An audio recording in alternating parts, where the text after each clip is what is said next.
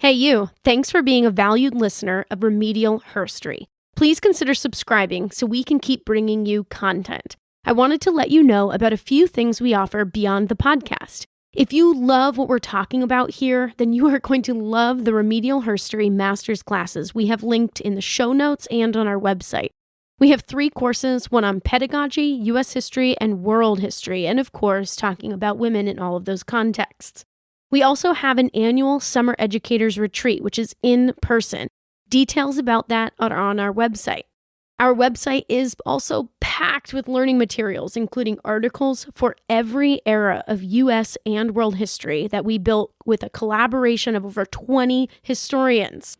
We also have lesson plans for elementary, middle, and high school that involve analysis of primary source material and get students doing history. We also have a video series that goes along with that. All of this is only possible because of the generous contributions from our patrons. You can also support Remedial Herstory at remedialherstory.com/giving or by becoming a monthly patron at patreon.com/remedialherstory. Thanks for helping us make Herstory. Hey, Kelsie. Hey, Brooke. Want to tell everyone what's happening in today's episode? Well, we've been on this kick talking about pedagogy, talking about controversial issues, and so today we're going to talk about whether or not teachers should share their opinions. Oh, this is good. Let's get into it. Okay. Hello, and welcome to Remedial Herstory, the other 50%, the podcast that explores what happened to the women in history class. Now, here's your host, Kelsie Brooke Eckert, and her partner in crime, Brooke Neva Sullivan. Brooke, sharing opinions. This is really tough, and people are all over. I imagine you have some hot takes on this, Kels. Oh, it's I feel like really mixed things about it. But I think how I'd like to start it talking about this is I'd like to ask you, I think people think that when you share your opinions in the class, students are going to hear it and they're going to go, oh, and they're going to change their minds about something. And it'll be educational and transformative. And did you just talk about miracles? Right. So I'm curious, has such a miracle ever happened to you in your own educational experience? Was there a time that you can think of where you had an opinion about something and the teacher said something and you went, oh, I've been thinking about that wrong? Yeah. I mean, it's an interesting question. I think I've had probably a lot of moments. I have some great examples from different educators in my career, in my life, but there's one that stands out. I obviously deeply loved English, why I wanted to be an English educator. And I had a teacher in high school who taught freshman English, and then I had him again through journalism. So you could be on the school paper from freshman or from sophomore year, I think, till senior year. And you had to apply to get into this class, and they only select a few people. And so Mr. Fabry, or what the girls soccer team like to call him, Mr. Babry. Poor guy. Poor guy. Lovely human.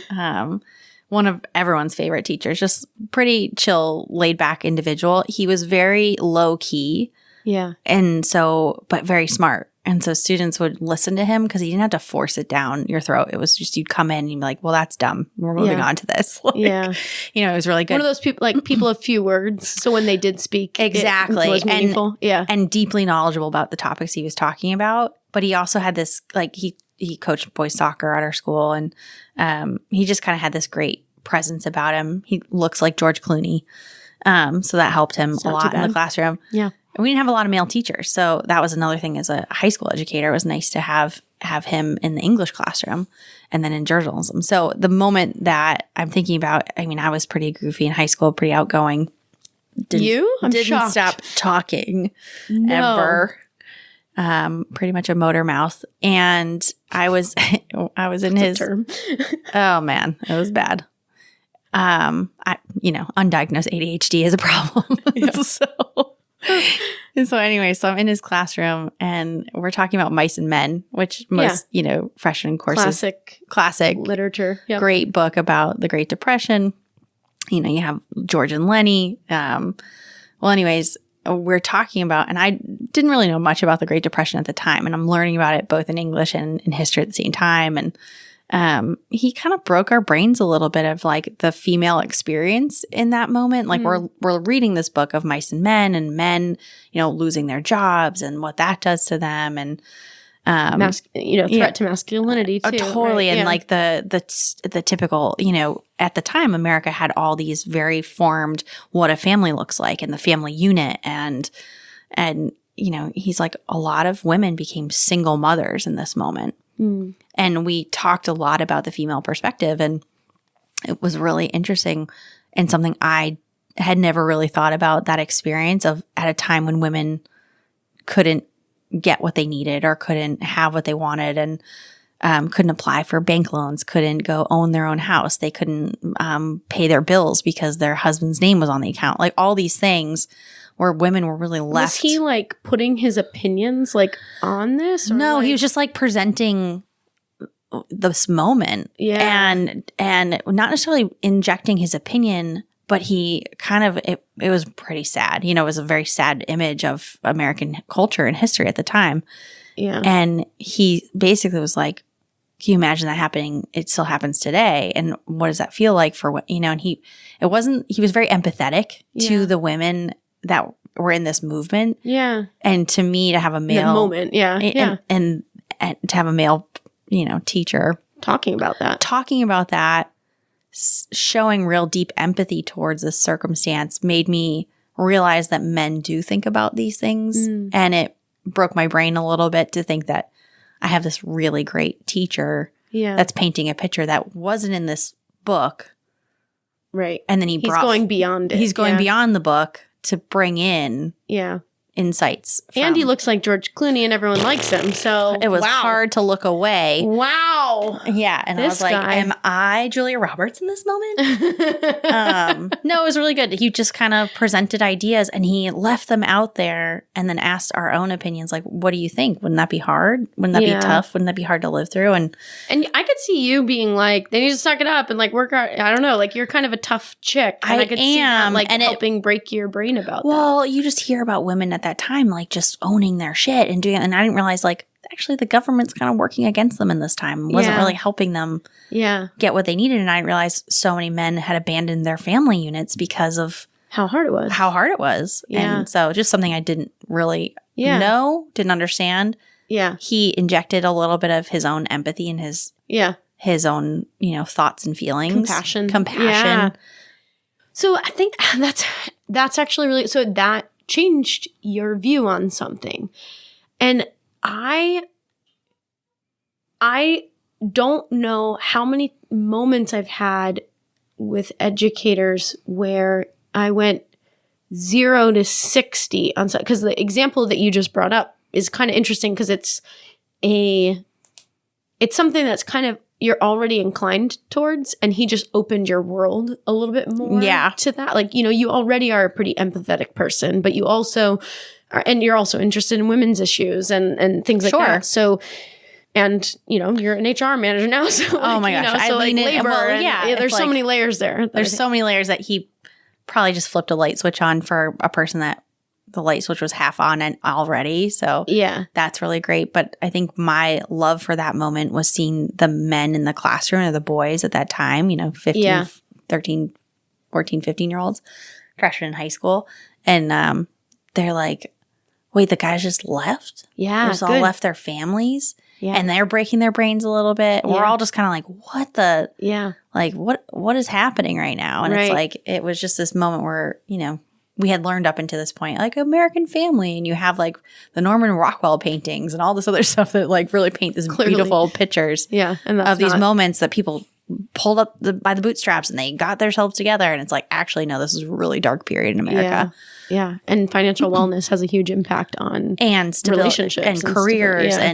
So it was just really good. That's really neat. And I think it's illustrative of what I'd like I think to share. It's kind of funny we're talking about sharing opinions, and essentially this is an opinion question from an experienced educator, because I was reading this study the other day that was talking about, teaching, the importance of teaching about women in history class is to help students not only think about women and in the past, but also to promote, like there's a feminist goal here, which is to promote gender equity, right? And so there was the example in this study that I was reading was this teacher was teaching about marketing campaigns in the 1950s that were really sexist. And I'm sure many of you have seen these types of images. And if you haven't, Google it. Like ads, just Google ads from the 1950s. And you will find these horrendously sexist ads. All I think about is that if anyone's seen the Mona Lisa Smile, the movie, she brings them up. She brings them up. Yeah, like a bra is like a bra to set you free or something. Like, what does that mean? Yeah, I mean, I've seen one. It's like a coffee can, like a coffee advertisement, and it's like, you know, if your wife's not using this, like she's like a failure, and you should beat her. And oh god. And there's ones where like literally the husband is spanking his wife, and she's like smiling, and you're like, I've seen those. Yeah, it is aggressive. It's literally abuse. Like they're promoting domestic abuse in the home. And so this poor teacher is trying to teach students about this period and about how, you know, there is such overt sexism and women are so disadvantaged. And there was a male student in her class that like was like, I don't see that. I don't get it. I don't know what you're talking about. Like, and so she busted out these ads. Yeah. And really pressed him to like look at these, and it changed his perspective and view. I think what changed his view was not that she shared her opinion, but that she shared evidence with him. Yeah. And she showed it's, you know, because she started with her opinion. She said, you know, women are disadvantaged in these ways. And the kid's like, I'm not with you. And so similar to the way that like your teacher sort of walked you all through that, he's showing you all of this evidence. And so I think in the movement towards like being anti-racist and being anti-sexist, we need to make sure that that is driven by evidence, because that's what people are persuaded by. Well, yeah, because how can you, if you're just putting things out into the universe, anytime you just say something, if you can't tie it back to a deep value or a metric or real hard evidence, why is anyone going to believe you? Right. I think what's really hard, I find this when I think we forget that there's like these psychological flaws or challenges that we all have where when you've thought something so much, it's now obvious, and your brain, like when you first think something, your brain has to like put all these synapses together. It has to connect the dots. But then once you've thought that thing a bunch of times, it's actually just like, it becomes like a dirt road. Then it's a, you know, state highway. Then it's a federal highway. You know, like it becomes this like super highway with 27 lanes, and you have that trigger idea, and it's 0 to 60. You're already at the end result. And you haven't brought people along when you were building the road. Right. So if you're, you know, an anti-racist educator, an anti-sexist educator, it's sort of like your default is women remain underprivileged and they're not equal, and there's a million ways, and can you all just accept that so we can move forward? And it's like, I don't think 15-year-olds have enough life experience or evidence to know that that's still true. And for them, they're like, they're like, well, that was in the ancient past of 20 years ago. And, you know, well, and it's like, you're basically coming into a classroom and you're making sweeping assumptions about the level that your students are at in their development, understanding, and experiences. And so then you're saying, I'm no longer as an educator going to meet you where you're at. I'm just going to drive from here and catch up if you can. And like, you can't bring anyone along. And they walk out of that classroom so overwhelmed, some depressed because they don't know what you're talking about. They don't feel confident to have discussions in your room because they're not sure where to step, because you've made an assumption they should already know. Yeah. And then, you know, now you've disrupted your entire classroom. Yeah. And sometimes you see that. And I feel like you probably have seen this as an educator. You can see the glazed donut look that they get. Yeah. Right. It's just like the hole in the mouth is open and the eyes are just glassy. Yeah. And you're like, all right, I got to walk it back here. Yeah. Let me present some evidence. Let me bring this forward. Well, and I think, you know, glazed perhaps, but I also have experienced things where it's like an immediate shutdown. Oh, like an opposition to your opinion. Yeah. So this is a real story happened to me. So I taught high school, junior year history, U.S. history. And that summer, I worked really hard on like a redesign of the decor in my classroom. Oh, look at and you. this was fall 2020. And I wanted to have more Black figures represented on the walls of my classroom because obviously that's important and I wanted to do that.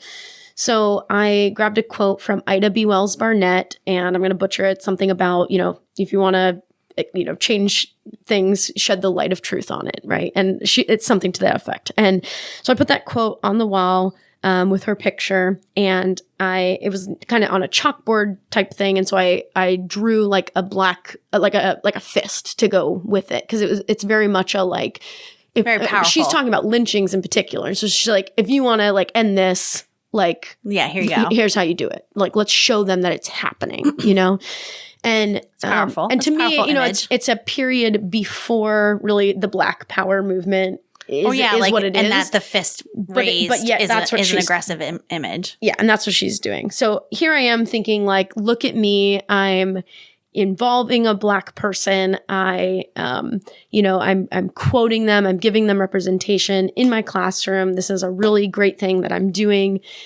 And first day of class comes, a super conservative kid from a probably Fox News watching family walked into my classroom, saw that on the wall, walked right back out, went to the guidance counselor's office and dropped my class. Whoa. Didn't even give you a chance. Not even a shot. He didn't know what I thought about that quote. He didn't know what that fist meant. He didn't know. But he made a very quick snapshot based off of an image he saw in your classroom. Yeah. And when I think about all the kids in that particular junior class that needed me as their teacher the most, it was that kid. Yeah. And I didn't even get a chance. I didn't even get a chance with him. I didn't get a shot. That's unfortunate because you put things up like that in your room to bring inclusion. It's like if you hang a trans flag, or if you hang the rainbow flag, or if you put up, different things about different movements going on, you hope it brings about dialogue and a discussion and inclusion, and you hope kids feel accepted and welcome. Yep. I think we miss a lot, and this is probably what we're talking about now, is bringing people along who do have differing opinions, because when we put up those symbols or those images, now we're putting ourselves in direct opposition of someone who feels differently too. Right. And I didn't get a chance with him. So I don't know what he was opposed to, but that, like, he specifically referenced that poster on my wall. And I don't think that the message is don't put Black figures up in your room. No. And I think it was the fist in particular that he was concerned about, because it has modern implications with like Black Lives Matter and movements that clearly his family is opposed to. And my point is not, don't speak up for Black Lives Matter. Black lives fucking matter. Like that, like that's not. Welcome to this room. We talk about Black lives. Right. Like, but the point is what, I walk this line all the time, because yes, I want my students of color, I want my students, who are non-binary and, whatever, to feel like they're in a safe space in my classroom. But I want everyone to feel that way, including this kid. And I think he walked in and said, I'm going to be attacked in here. Yeah. I'm not going to be able to share my opinions in this space, because here's, an educator with a master's degree who's going to.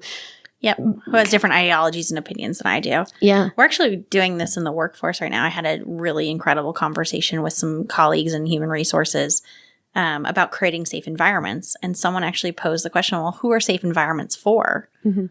Because we can't alienate those who feel, very strongly in different opinions politically or like safety is for all. Yeah. So what does that mean? Yeah. And how do we create an inclusive environment without alienating those who have very strong opinions or feel differently? Yeah. We talked a lot about this through the Roe v. Wade movements recently in the workforce, and companies that came out with public statements and ones that didn't. And what does that say? And so you're putting your opinion out there and you're hoping that it's speaking to the audience that you're hoping to attract. Mm-hmm. But what is it doing to those you're alienating as well? Right. Through those actions. And I think as an educator, you probably have to think about this all the time. Yeah. And I think the other thing that's tricky is I am confident that if I had gotten that kid to sit in my room and hear me speak for a minute. If you're not confident, I'll tell you I'm confident in you to figure that out. I think I actually could have found common ground with this person. Sure. And I think that's what I'm good at doing with my students. It hurt. It broke my heart that I lost somebody that I didn't even get a chance to say anything to. Yeah. And I think that the tricky thing that we have to remember is that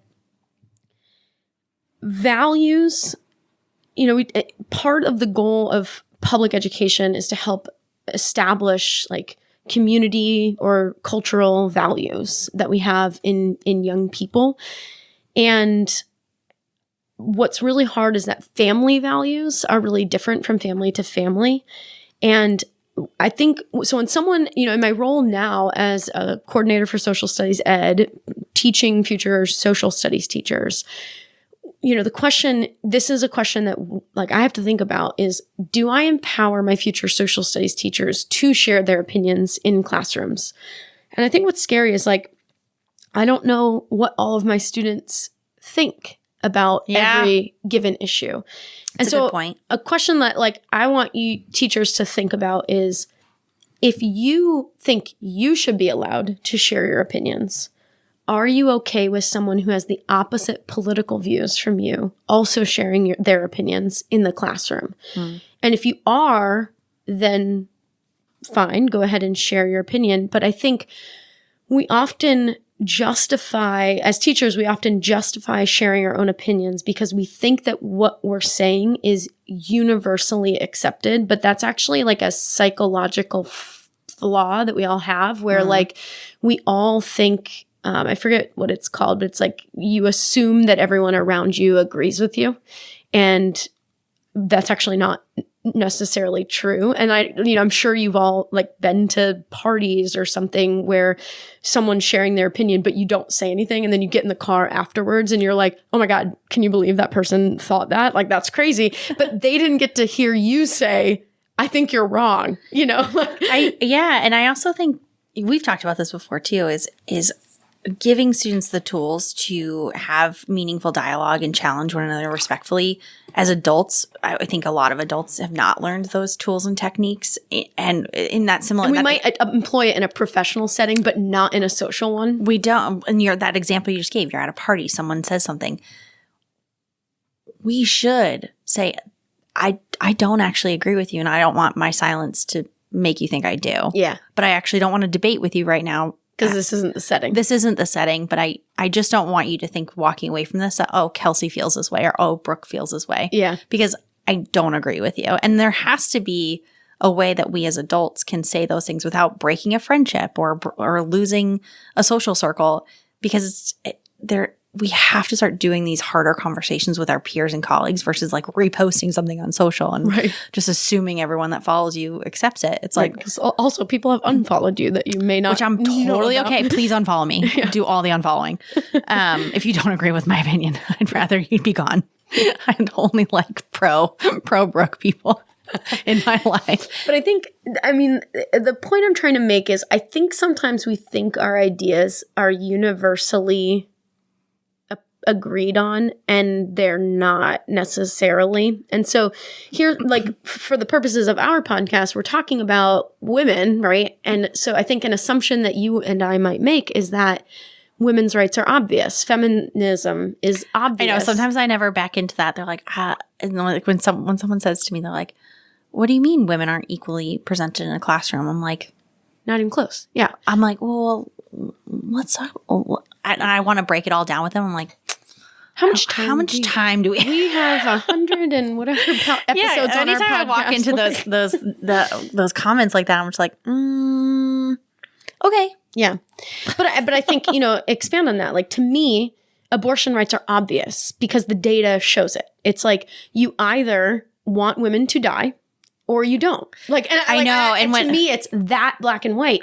But that's you on your federal highway. Right. I'm on the highway. Like, I've already done all the steps. I've made the connections between, like women having, having doctors available to them, abortion clinics nearby, like I have been through birth. I know what it's like to literally bleed for 6 months. Yeah, you have multiple perspectives. The spider web is huge. The highway is well paved. There's a lot of lighting and there's 16 car lanes. Yeah. Like we know you're there. And it's interesting when you meet someone who's still on a dirt road in that conversation. Yep. And how do you bring them along without putting your own opinion in something you're so deeply passionate about? Yeah. That is so challenging as an educator. I can't imagine being in a classroom and you have that car lane, that speeding highway. Yeah. And your students are still like riding tricycles or unicycles on a dirt road. Well, and I think abortion is a really tricky one because I think the way that politicians have weaponized it is you either want babies to live or you want I mean, we could talk about hypocrisy for days. Yeah. But I think what's tricky, like I'm on this super highway and I've got to like pause and bring people along. But I think this is the thing that I want people to understand is it's when you start talking about particular issues, I think that's where it gets kind of tricky as an educator. Well, I bet you can list the top 5 that like, here's what's dicey. Yeah. And if you assume to tackle it, I mean, that's what I think about. Like, you're preparing educators to go out in the classroom. Yeah. And if you want to empower them to use their opinions, letting them know these are the 5 topics that are going to trigger your students. Yeah. Let's talk about how you are going to come and show up into that classroom and feel inclusive. Yep. Open. Yep. And that your students are walking away with real data and information. Yeah. Yeah. And I think so there's a study that talks about skirting around feminism in the classroom and, doing inquiry, using multiple perspectives, analyzing sources. Those are the ways that teachers are talking about these things without talking about these things. And well, yeah, because if you come in and you're like, welcome to the feminist class, I would imagine there's like, ew, and that kid's going to unsubscribe. If you agree with me on abortion and you think like, yes, you should be allowed to share your opinion in class about abortion, then I want you to understand that you are saying, therefore, that someone who is pro-life and anti-abortion is also then permitted to share their perspective. And that scares me, so that's why I think we have to be conscious of that. We also need to appreciate that values aren't necessarily universal. Right. And there are things that so here's a good example. I was in a classroom on January 7th, the day after the January 6th, attack on the Capitol. And the question is like, what do I say about that? And I had people who, they're students, so I don't think they could vote for Trump, but supported Trump and were sad that he lost and all of this. Just as 4 years earlier. Right. Well, so that's exactly. So what I decided to do is that my position on January 7th is not, do you like Trump or do you not? No. My position is not Biden won, so suck it up. Like that can't be the opinion that you share. You didn't wear your Biden, your Joe Schmo t-shirt. So I had to back up to like, what is the universally agreed upon thing that Americans can unite under right now? And like, is there a thing right now that we can agree on? And I think one of the things is that the American system of democracy is at least factually, is the longest standing democracy in world history. And that democracy is good. And if that's something in a democracy that is at least one of our values that we want to teach people, that's what I should stand by. Yeah. And so January 7th, when a student is upset about Trump and wanting to be like, let's attack the Capitol, I have to say that's not democracy. And democracy, you can support Trump. You can support whoever you want. You can do anything in we're very close to Vermont, where we live. The Bernies were upset too, okay? Yeah. But at the same time, it's like democracy wins. Like, this is how it goes. And you can do everything within your legal rights to test to make sure. And like if the election was stolen, because I support democracy, I also will be furious, right? Yes. Because I support democracy. But right now, I don't have any evidence that that's true. And in this classroom, we value evidence-based decisions. And so that kid who's a Trumper is now I'm getting him to think a little bit more deeply about the position they have. Yeah. And all right, if I'm going to come to this classroom and I'm going to voice my opinion, I better bring the receipts. Yeah. And then if that student says, screw democracy, I want my guy to win, then I say, okay, so would you have supported Democrats doing the same thing 4 years earlier, to your point? Because screw democracy, they wanted Hillary to win. Yep. Right? And Hillary won the majority vote, but that's not how our system works. Right. Our system is based on an electoral college and, and like that's right or the wrong. system. Right that's or wrong. The system. That's the system. So, we could debate as a class, did Hillary do the right thing by showing up to Trump's inauguration and standing by and supporting him as he was, as he became the president, because he won. And he won based on our system. And that's how it works. And, there were Democrats that year that were just as frustrated. So I think a place. When we have a two-party system the way we do, we're going to be teachers that are debating these things as long as you're an educator. Right. So I think the space to share your opinion is back up and make sure that the thing you do share is either a universal value. Yep. Something that aligns. Right. Because, we're not all going to agree on abortion, but I think we all should agree that we should respect women. And if so if you can, and that is going to look different. You're right to choose. Like you can even go and shouldn't you as an individual in America be able to choose your own healthcare? Yep. Choose who treats you, touches you is part, because we value independence as Americans. We value freedom. So it's like, okay, if we universally value those things, how does that show up in action? Right. And what does that look like? And maybe for you, abortion is an exception to that, and I want you to work through that logic for yourself, and like why and where and whatever. But I think back it up to something universal, and respect for women looks different in every family, in every culture. Oh yeah. And like but let's orient it at respect, and I think that's a universal value. Conservatives talk about respect. Liberals talk about respect. It looks different in the way that they're talking about it, but they're still talking about the same word. Yep. So I want to end with let's bring it home. Another anecdote for you. I had a student who, on this theme of 2016, female student, super Trumper, wore her Trump shirts every day to class, very conservative ideas. And my attitude towards her was sort of the same that I have about most students. Is just you're a better human than me. What? Back it up. Yeah, back it up. Bring the facts. Where's the evidence? Where's the data? Talk me through. I'm not gonna come at her with my superhighway. Okay, so people need to pull themselves up from their bootstraps. I mean, if you're coming with that representation yourself, if you're coming with that energy, and I will say it the same way too, you have a lot of liberal students too that come with some swinging energy.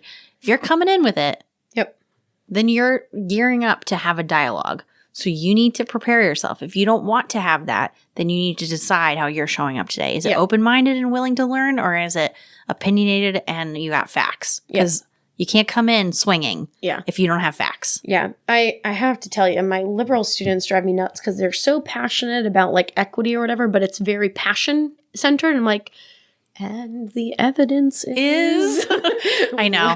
So it's one of those things that I deal with in my own workforce of like, we should do unconscious bias training. We should do this kind of training. We should do religious freedom training. And it's like, I'm all here for the training. Here's where I want. What is it going to do to our culture? Yeah. Why do we want to have it? Yep. How do I show that it's going to bring forward value for the business? Yep. Because at the end of the day, we don't just serve people, we serve a business. Yep. We serve stakeholders. You got to bring the things that are going to tell me that this is something I need to prioritize in this moment. Yep. Yep. And people are like, well, it's just good business. And I'm like, that's not how it works. Right. Yeah. I can't get funding for projects because it's good business. Yeah. As much as I would love to do all of those things. Yeah. I need facts. Yeah. So this kid, I do what I do. Really, they did a big research project in my class. Had to pull lots of different sources and whatever to prove it. I worked with them on their argumentation a lot, and had a great relationship with them. But that's where it ended. And they graduated high school a year or two later, and never saw them. And then about 4 years later, I got an email from them. Oh, love it. So random. Love a good email. Love a good email. It's like 2 pages long, like committed email. That they changed their major to history with a concentration in women's studies. Shut it down. They are working for the Democratic Party now. And I'm getting goosebumps. What kid? Who is this? Not that kid. That can't be possible. She pull out an old yearbook. You're like, are you fucking kidding me? She's like, I just wanted to thank you for, the way that you taught class and changed my view on things. I'm and gonna cry. Opened me up to women's lives and blah, blah, blah, blah, blah, blah, blah. And my goal is not I think you can tell, I'm not I'm going to convert you all to liberals or something like that. That's not She has that on a t-shirt. But so I am going to make that I'm going to convert them to. We should make that a t-shirt. But I think, and this is anecdotal, do with it what you want. And you might have 12 examples of people who didn't make that turnaround. But every teacher listening to this, which there's so many, have this moment where they had a child, student, whatever, in their classroom that was opposed to their own beliefs. Mm-hmm. You gotta still teach them. Yep. They're still there. Yep. Bring them with you. And they need you the most. And they'll send you an email 2 years later that they've changed to women's history majors. And the sad part is maybe they won't. And you just have to trust that you did the right thing by that person. Yeah, you're trying to build a good citizen. Yeah. That's your role. You're doing it. Yeah. Yeah. Wow. So, there are scholars out there that I think would say I'm skirting around really hard-hitting feminism. No way. Anti-sexism. I think you're actually going right at it in a way that you can support. Yeah. And that students can get behind as well. No one feels attacked. Yep. Everyone feels supported. Yep. I think you're going at it the exact right diplomatic way that an educator should. Oh, well, thanks. I don't know. Yeah. Kels, this was good. All right. Brooke, thanks. Thanks, Kelsie. See you next time. See you next time. Thanks so much for listening to Remedial Herstory, the other 50%. Please subscribe, rate, and review wherever you listen to your podcasts to bring more voices to the conversation. We really appreciate that effort. Until next time.